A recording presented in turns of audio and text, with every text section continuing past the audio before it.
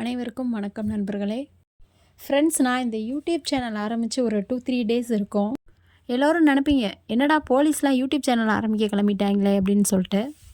First நானே அப்படி தான் நினச்சேன். யூடியூப்பில் வந்து போலீஸ் எல்லாம் video reels life style vlogs போடும்போது, என்னடா நம்ம ஆட்கள் வந்து இப்படிலாம் கிளம்பிட்டாங்களே அப்படின்ட்டு. நான் இந்த வேலைக்கு சேர்ந்து ஒரு 13 வருஷம் ஆச்சு. எனக்கு அந்த மாதிரி ஐடியாஸ்லாம் தோணுனதே இல்லை. ஃபஸ்ட்டு வந்து நமக்கு ஐடியாஸுன்றதை விட எப்படி எடிட் பண்ணணும், எப்படி போடணும் அப்படின்லாம் வந்து பெரிய அளவில் நாலேஜ் இல்லை. எனக்கு இந்த லைஃப் ஸ்டைல் விலாகு, மற்றபடி நான் அங்கே போகிறேன் இங்கே போகிறேன் அப்படின்னு போடுறதுலேயும் பெரிய உடன்பாடும் கிடையாது சுத்தமாக. அப்போ எனக்கு என்ன தோணுச்சு அப்படின்னா, நமக்கு தெரிஞ்ச தகவல்கள் எல்லாம் வந்து உங்ககிட்ட ஷேர் பண்ணிக்கலாமே. எப்போ கால்ஃபர் வருது, என்ன மாதிரி நம்ம ப்ரிப்பேர் பண்ணலாம், நமக்கு என்னென்ன குவாலிஃபைடு வேணும் அப்படின்னு சொல்கிறதுக்காக நம்ம ஒரு சேனல் ஓப்பன் பண்ணலாம் அப்படின்னு நான் ஐடியா பண்ணி ஓப்பன் பண்ண தான் இந்த சேனல். இந்த வீடியோ பார்க்குற உங்களுக்கு ஏதாவது குறை நிறைகள் இருந்தால் கண்டிப்பாக கமெண்ட் பண்ணுங்கள். நான் கண்டிப்பாக ரிப்ளை பண்ணுறேன். வேறு ஏதாவது உங்களுக்கு டவுட்ஸ் இருந்தாலும் எனக்கு கமெண்ட் பண்ணுங்கள். நான் என்னோடய ஹையர் ஆஃபீஸர்ஸ் கிட்டலாம் கேட்டுட்டு உங்களுக்கு யூஎஸ்ஆர்பியில் காண்டாக்ட் பண்ணி கேட்டுட்டு உங்களுக்கு வந்து நான் வந்து ரிப்ளை பண்ணுறேன். ஃப்ரெண்ட்ஸ், இன்றைக்கி நான் டியூட்டி போயிட்டே தான் இந்த வீடியோ வந்து ஷூட் பண்ணேன்.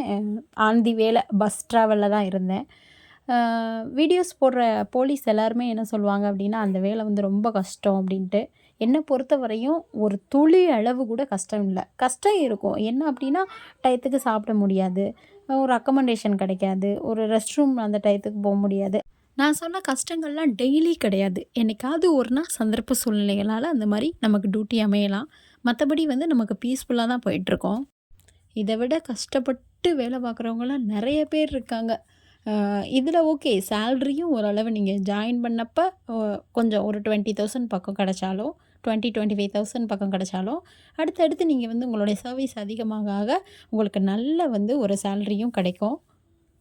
நீங்கள் வேறு எக்ஸாம் படிச்சுட்ருக்கீங்க, குரூப் 4 படிச்சுட்ருக்கீங்க, விஏஓ படிச்சுட்ருக்கீங்க, வேறு குரூப் 2 படிச்சுட்ருக்கீங்க. எல்லாருமே கண்டிப்பாக ஒரு கால்ஃபர் வந்துச்சு அப்படின்னா அட்டன் பண்ணுங்கள். எஸ்ஏ எக்ஸாமோ பிசி எக்ஸாமோ எது வந்தாலும் அட்டன் பண்ணுங்கள். லக்கில் கிடச்சா கண்டிப்பாக ஒரு ஜாப் போயிட்டு அடுத்த ஜாபுக்கு போகிறதுல தப்பே கிடையாது.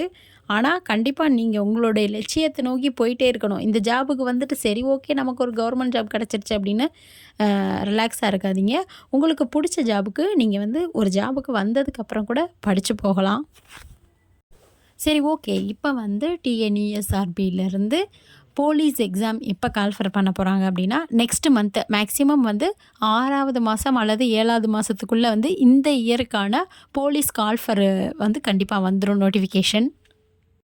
இதில் ஒரு 50% பேர் வந்து கோச்சிங் சென்டரில் போய் படிச்சுட்ருப்பீங்க. மிச்ச பேர் வந்து நம்ம கணியன், சுறா அந்த மாதிரி புக் வாங்கி படிப்பீங்க. சில பேர் வந்து ஸ்கூல் புக்ஸ்லாம் ரெஃபர் பண்ணுவீங்க.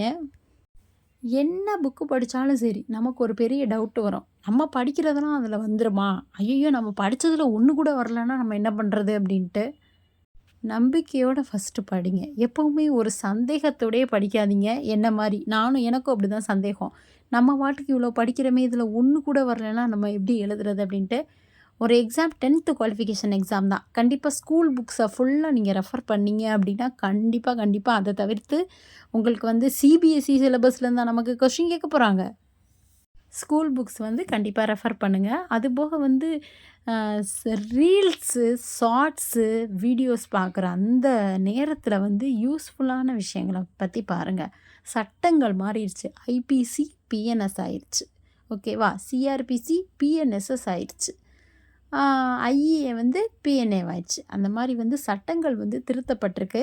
என்னென்ன சட்டங்களுக்கு என்னென்ன ஆல்ட்ரு ஆயிருக்கு அப்படின்னு சொல்லிட்டு தெரிஞ்சு வச்சுக்கோங்க. இதெல்லாம் நம்ம தெரிஞ்சுக்கிட்டு என்ன பண்ண போகிறோம்னா நினைக்கவே நினைக்காதீங்க. கண்டிப்பாக வந்து சட்டங்களை வந்து தெரிஞ்சுக்கோங்க. இனி வரும் காலங்களில் வந்து எனக்கு தெரிஞ்ச ஐடியாஸ், எனக்கு தெரிஞ்ச சிலபஸ், எனக்கு தெரிஞ்ச வந்து முக்கியமான கொஷின் எது இதில் இருந்து வரும் அப்படின்னு சொல்லிட்டு கொஸ்டின் அண்ட் ஆன்சர் சொல்ல முடியலைனாலும் எந்த மாதிரியான கொஸ்டின்ஸ் வரும் அப்படின்னு சொல்லிட்டு உங்களுக்கு நான் வந்து நிறைய வந்து வீடியோஸில் சொல்கிறேன். போலீஸ் ஆகணும்னு நினச்சி படிக்கிற என்னுடைய தம்பி தங்கச்சிங்க எல்லாருமே வந்து போலீஸ் ஆனால் எனக்கு அதை விட சந்தோஷம் வேறு எதுவுமே இல்லை. நம்பிக்கை தளராமல் விடாமுயற்சியோடு படிங்க. அவன் படிச்சிருப்பானோ இவன் படிச்சிருப்பானோ அப்படின்லாம் யோசிக்காதீங்க. நீங்கள் படிங்க, கண்டிப்பாக பாஸ் ஆகலாம். நன்றி. வாழ்க வளமுடன்.